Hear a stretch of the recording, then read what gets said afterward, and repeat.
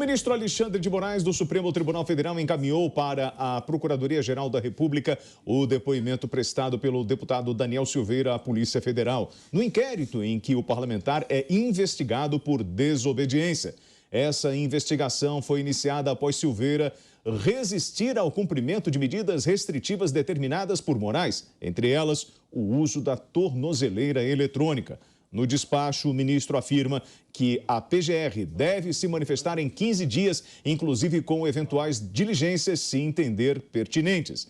Para Daniel Silveira, as determinações estabelecidas pela Suprema Corte do Brasil, por meio do ministro Alexandre de Moraes, são inconstitucionais. Piperno, boa tarde. Boa tarde, William, Marco, boa tarde aos nossos amigos. Olha, pegando aí desse final esquisito, realmente, o Daniel Silveira decidiu que é ou não inconstitucional.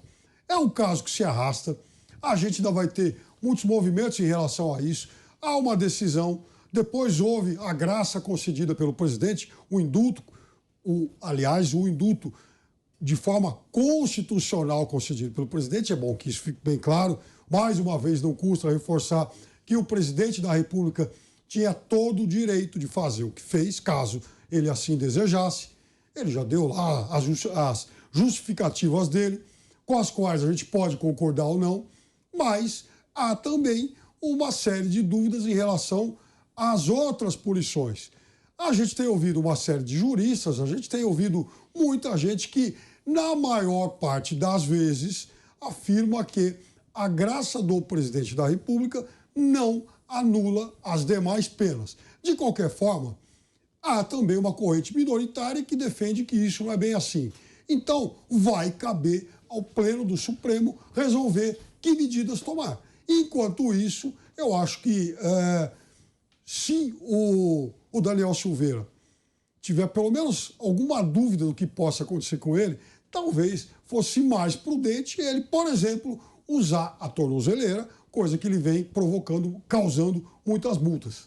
Inclusive, ele mesmo mandou entregar a tornozeleira quando saiu aquela decisão do presidente, né, Marco?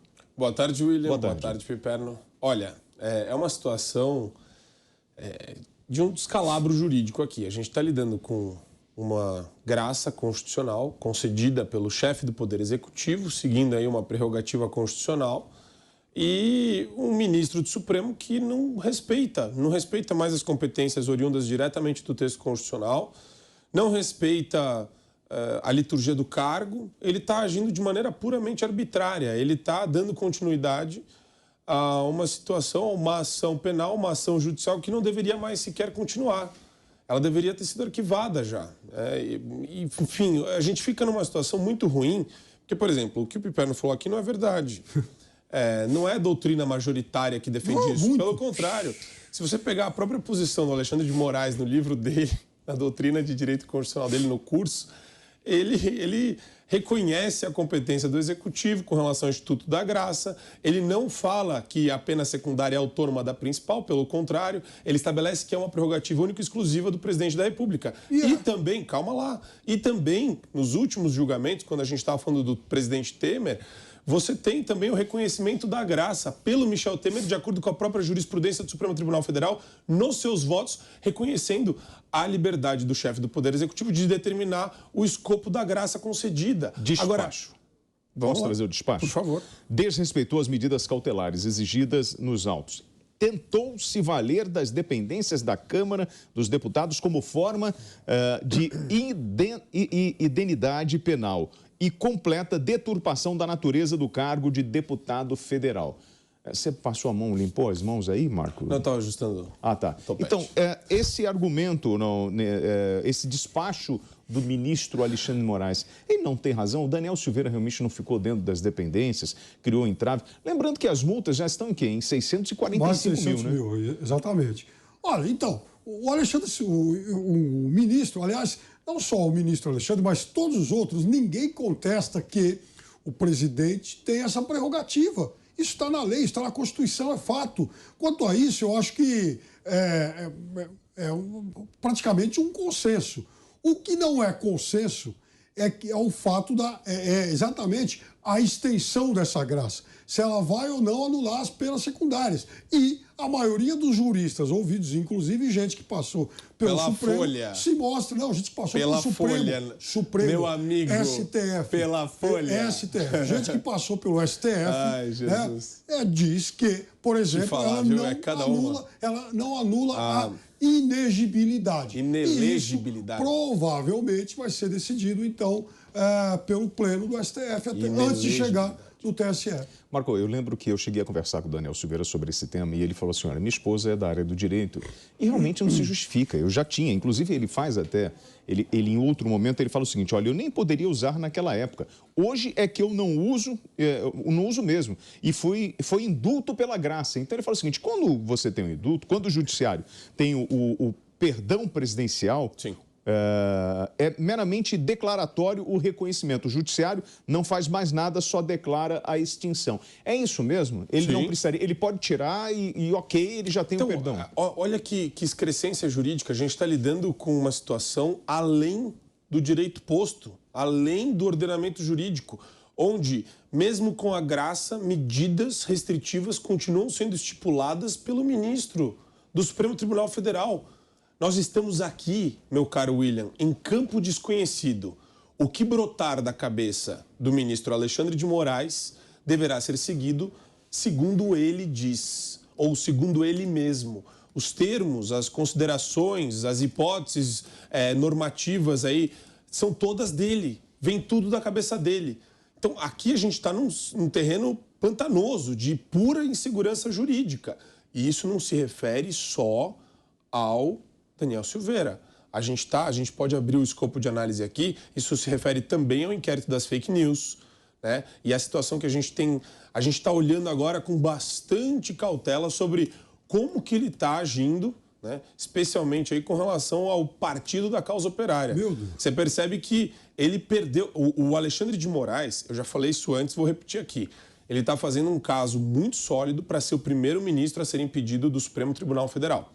Ele está deixando muito claro um viés, ele está abrindo mão do ar pelo menos o ar que deveria ter, de imparcialidade, e ele está se tornando uma pessoa suspeita. Ele está começando a perseguir pessoas usando o pretexto do inquérito das fake news. Eu acho que talvez na fila dos ministros que possam correr risco de impeachment tenha entrado agora o Cássio Nunes Marques, né, que anulou decisões, inclusive punindo 2 deputados bolsonaristas. Mas isso também fica um pouco mais para frente. Mas o fato... Qual a relação disso? O quê? Cássio Nunes Marques? Que ele, aliás, ele foi contra a decisão que o STF o TSE já haviam tomado, e tem gente que já, inclusive, cogita entrar com um pedido de impeachment também. Olha só que coisa. Agora, de qualquer forma... Meu caro... Você vai ter que passar pelo claro, percorrer todo o rito. Meu caro mas Piperno, entra na fila. Meu caro Piperno, você pode querer impedir todo mundo, né? A questão é a seguinte, se a gente for ter um debate e levar a sério os motivos, os fundamentos do pedido de impedimento, aí a gente está em outro contexto. Você pode pedir o impedimento de quem você quiser, Piperno. Por isso você pode pedir do Alexandre Moraes. Quando você faz uma leitura séria, não vai ser impedido. Eu não estou confundindo a minha pretensão e a pretensão de muita gente de ter o Alexandre de Moraes impedido com o fato de que ele não será. A gente sabe que ele não será impedido porque existe uma... admitiu, olha só. Mas eu nunca falei que eu achava que ele ia ser impedido. Eu torço pelo impedimento dele e eu acho que ele deveria ser impedido. Mas eu nunca achei que ele vai ser impedido porque você tem o Rodrigo Pacheco como presidente do Senado que deveria ser a pessoa a dar andamento, a tramitar o processo de impedimento do Alexandre de Moraes. Ele não tem motivo para isso. Existe, esse é o ponto que eu estou te falando. Isso aí que está o negócio. Para o bolsonarismo raiz existe. Para o resto do país, não. Aliás, para o bolsonarismo raiz e agora para o PCO, que ganhou seus 15 segundos de fama. E graças a isso, olha, como se falou muito de PCO nesses últimos dias, quem sabe eles acabem elegendo algum deputado, coisa que jamais conseguiram. Você pode, por favor, citar o PCO, justamente explicando para os telespectadores o que aconteceu? O PCO agrediu. Ele foi incluído. Agrediu? É uma agressão É uma agressão Ele fazer está- o que É o um pessoal- ataque isso? Ele foi Piperno? incluído É uma agressão, é uma no agressão. Você vai inquérito falar das isso pra fake mim? É news. uma agressão, é uma agressão. Ah, meu O Deus do PCO céu. foi incluído no inquérito das fake news. Por quê? O PCO, entre outras coisas, chamou o ministro Alexandre Moraes de skinhead de toga. Né? Ah, não pode mais falar nada. Olha, aí que tá o negócio. O ministro se Não pode. sentiu agredido e também Eles tá publicaram processando. nas redes sociais. Isso, Ele no se sentiu Twitter. agredido, William. Ué, mas ele não tem o direito de se sentir agredido? E o que isso tem a ver com o inquérito das fake news? Ué. O que isso tem a ver com o inquérito das fake news? Mas Eu não me é um sinto ataque? agredido, Prove. eu coloco um cara no inquérito, um partido inteiro no inquérito de fake news? Que mundo que vocês estão, Orwelliano? Exatamente. Então vamos agora esperar que se defina se essa, digamos, se essa suspeição do ministro ela vai fazer sentido ou não.